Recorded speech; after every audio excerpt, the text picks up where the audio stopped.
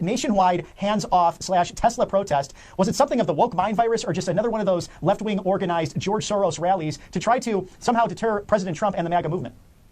Well, thanks so much for having me on. I really appreciate this opportunity to tell you what's going on in your own hometown there, Bobby. Yeah, beautiful Wheaton at one point had the most churches per capita. It has now been really taken over by the woke. And you see it in our school systems. And then just recently they had a hands-off rally in beautiful Adams Park, which, by the way, the people who owned it at one point can trace their lineage back to John Quincy Adams. And now they had a protest march there, probably 100, 125 people there. But what was really just concerning to me is that they were protesting with chants that said, "From the river to the sea, Palestine will be free." Now, only blocks away from Adams Park is Wheaton College, home, of the Christian Wheaton College. And here they are calling for genocide in Wheaton. I mean, this is just so inappropriate. And of course, we saw this throughout the suburbs. There was a Tesla takedown rally. Again, this is one of many that they've been doing in the suburbs. Lyle was their big event there. In Geneva, apparently you had 6,000 protesters just across the river in beautiful Geneva, Illinois, doing a hands-off rally. But all these people live in Illinois, which is one of the deepest blue states, unfortunately, right now. They have everything they want in terms of a utopia for Democrat policies, and yet they feel the need to protest Elon Musk and President Trump. Is just ridiculous. It is quite ridiculous. We've been watching it not only in Illinois, but around the country, these different Tesla dealerships or these protests going on,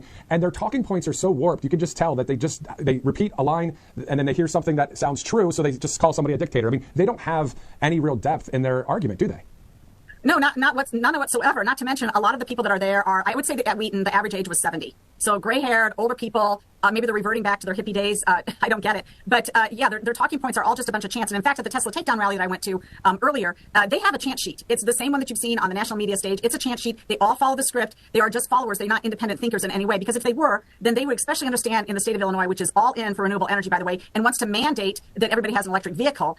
They should be supportive of Tesla and his and also his initiatives. They're not. So everything rings hollow that they're doing, and it's just, I don't know what to tell you. It feels surreal to be here in DuPage County that used to be one of the most Republican counties when I moved in about 33 years ago in the entire country, and now it's just been taken over by the woke left. Speaking to that reality, Jeannie, the Democrats on the county board in DuPage, again, this is just west of Chicago, Illinois, for our viewers, took off Henry Hyde's name from the judicial building recently. What's the reaction like to that with residents? Because this is someone who is very pro-life. Of course, you may know the Hyde Amendment that former President Biden endorsed way back when he was a United States Senator, someone very conservative, but also was able to push legislation through Congress in his 32 years. Is there somewhat of a backlash taking place with that? How do residents feel that this wonderful man who represented the 6th District for so long was treated rather poorly? Well, unfortunately, it became about a one-week story. So there were a number of us who did show up to talk at the county board meeting and say how disappointed we are that you have abandoned Henry Hyde. I mean, Henry Hyde was not just about the Hyde Amendment, which limits government money going to funding abortion. He also signed on to the assault weapons ban. Let's remember that. He was very bipartisan in nature. In fact, one of the more statesman-like people that we've had in our history. And they ignored all the rest of his past and only focused on the fact that he didn't think taxpayers should fund abortion. And it's a shameful time frame. I appreciate that the Wall Street Journal picked up on this story as well and said, what are you doing? And to their credit, both the local regional paper Daily Herald and the Chicago Tribune both said this is nonsense. This does not make sense, and it's beneath you to kind of do this as a county board. Everybody appreciated Henry Hyde, but they're getting away with it because the voters here, for whatever reason, are just not paying attention. Jeannie, outside of what you're talking about there when it comes to the Tesla protests, we understand the woke mind virus and seeing what's happening there.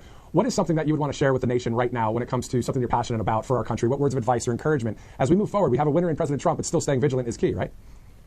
Yes. And, I would say that, President Trump, people need to be very supportive of his agenda. When things get as off the rails as you find in the state of Illinois, you almost see no way of reducing the bureaucracy at this point in our state. And President Trump, he's trying to do something that nobody else has done, which is take on the bureaucracy, reset everything that we have in foreign relationships, actually go ahead and decide that we're going to protect our people first, which is defending our borders, supporting the military. I've got 3 who are serving on active duty right now. And I will tell you that what he's taking on is a monumental challenge because he's got big ideas. He's got big things to take care of. He's not working on the margins. And that is very difficult for a political leader to do. And we need to be very supportive and trust what he's doing and get behind that. And we need to do that by supporting him wherever we can locally and push back. Again, when we see these rallies, we need to have a counter rally. When we see an opinion piece, we need to write something opposite of it. When we see government inefficiency, we need to find it in our own governments. And in Illinois, it's prolific. You can find it everywhere. So we have a Doge Illinois effort along with my Breakthrough Ideas group, and we are trying to expose the malfeasance in government as well. And more people need to do that. We need to pile on reducing the bureaucracy.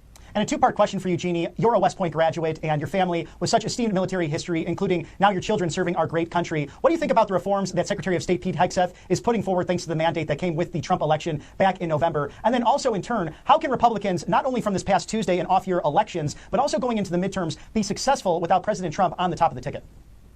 Well, first of all, the military reforms need to become permanent. An executive order is not sufficient. And to that end, I have been working with STARS, Standing Against Racism and Radicalism in the Services, the MacArthur Society of West Point Graduates, and the Calvert Task Group, which is an organization that is from the United States Naval Academy graduates. And we have put together 9 initiatives that have been presented to congressmen, and we are hoping that those become part of the National Defense Authorization Act so that we can make permanent the reforms that have come in through the executive orders. And I think that that's a really important thing that we need to work on because this could all go away if, for some reason, there's a Democrat president in the future. And so, God bless Donald Trump, but we need a Hegseth and team to actually take that Restoring America's Fighting Force Task Force and look into our Duty Honor Country Commission, our Commission on COVID and Anthrax policy, and all the other initiatives and make those permanent. On your second point, which, look, 2026 is, again, one of those things where you look more locally. At least in here, we have a huge governor's race. Governor Pritzker is universally disliked, I really do think, in the state of Illinois. But are there enough voters, or is there enough aptitude to, or appetite to take him out of office? That's a big challenge for us as Republicans because we haven't been united. Republicans need to unite and actually, circle the wagons and take on the Democrats wherever they can, whether it's local races or state. And that's what we're trying to do here. All grassroots efforts. Jeannie Ives of The Real Story with Jeannie Ives. Where can we find you on Sunday nights? And